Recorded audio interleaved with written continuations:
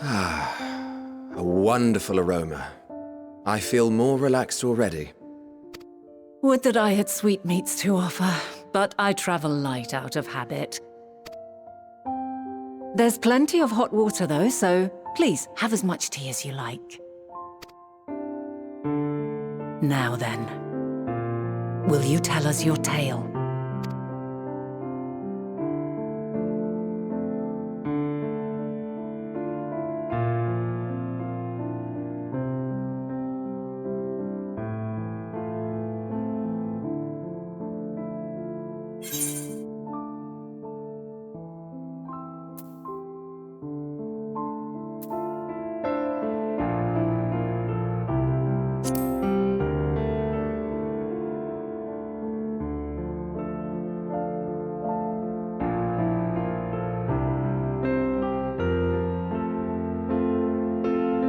Why don't you start from the beginning?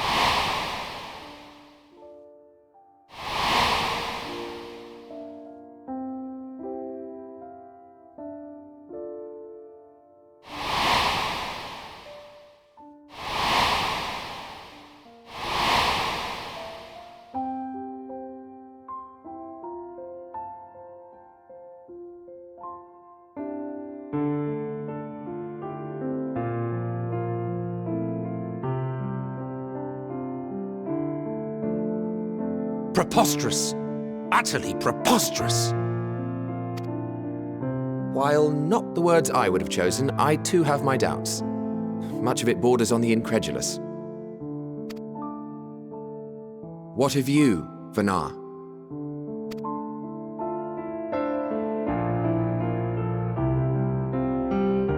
Not knowing the precise details of the first final days, it is difficult to determine the veracity of the tale. Supposing it is all true, I must ask myself why I would do what I did. Why would I feel I had no recourse but to oppose the 14 and create this Hythlodaeus? Circumstances change, of course, but it would not have been an easy decision regardless. No, there must have been a reason. One compelling enough to force me to take such drastic measures. Then there is the Elpis flower, which I said would serve as a guide. That it's of import to your mission is plain, but your presence here leads me to believe that this place also holds significance. But what could it be? What are we meant to accomplish? Might it not be simply thus? In the future whence he came, the final days could not be averted. Mankind has no choice but to flee the star.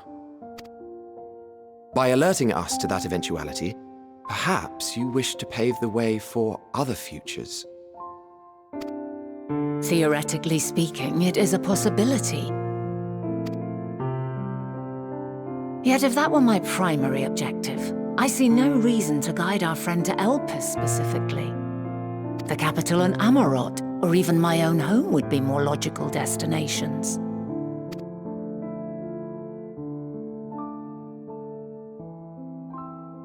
True. I note also that Hythlodaeus did not specify a point in time to which he must return. By this, it may be inferred that it was not critical that we should meet. alternately, she had reason to believe that our paths would converge, coincidental though it may seem. This is quite a puzzle, and we do not have all the pieces. Hardly any. But we do have one immutable fact. If the final days are indeed as described, they will bring death to all that I hold dear. Yet despite being afforded long years of preparation, the only provisions I could make were for flight. Nay, my first and foremost endeavor would be to find a way to forestall the coming doom. Given that even the 14 failed, mayhap you deemed it impossible. Nothing is impossible. This I have always believed. And if Hythlodaeus is indeed me, she would believe the same. Listen to yourself. Are you seriously entertaining the notion that you are a messianic figure in some far-fetched tale?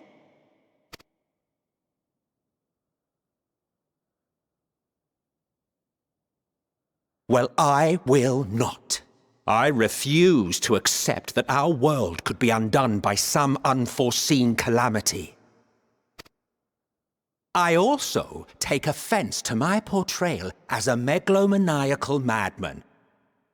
To sacrifice oneself for the star is a noble act, and I would hold those who gave themselves to this zodiac in the highest esteem.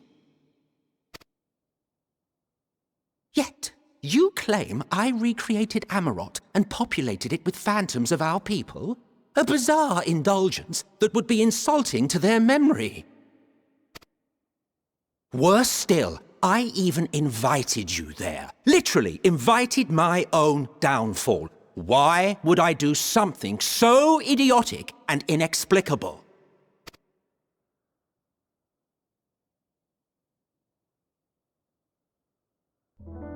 Now, I will allow that the hypothetical task of restoring our world would be daunting in the extreme.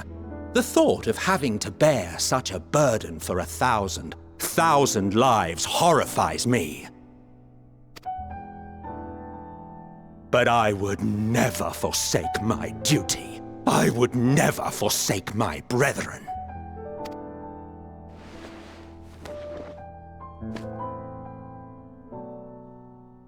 You do not know me.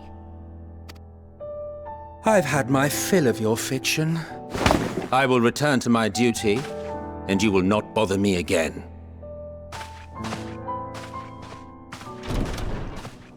Emet-Selch! Wait!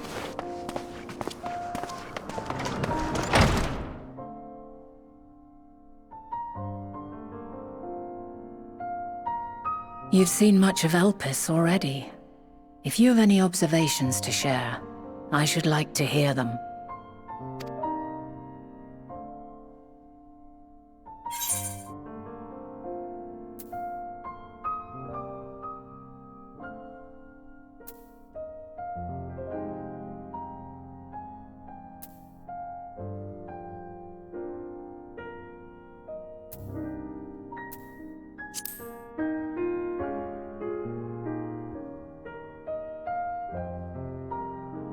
Hermes and his creation Meteon, you say? If Dynamis is the self-same energy as Akasha, as it likely seems, then those two may well be at the center of the calamity to come. This warrants further investigation. With that settled, 'tis time for action. The missing pieces of the puzzle are here, I'm certain of it. And when you find them, the picture my future self has painted will be complete, and you will have your answer. Now suffice it to say, I will aid you in your quest.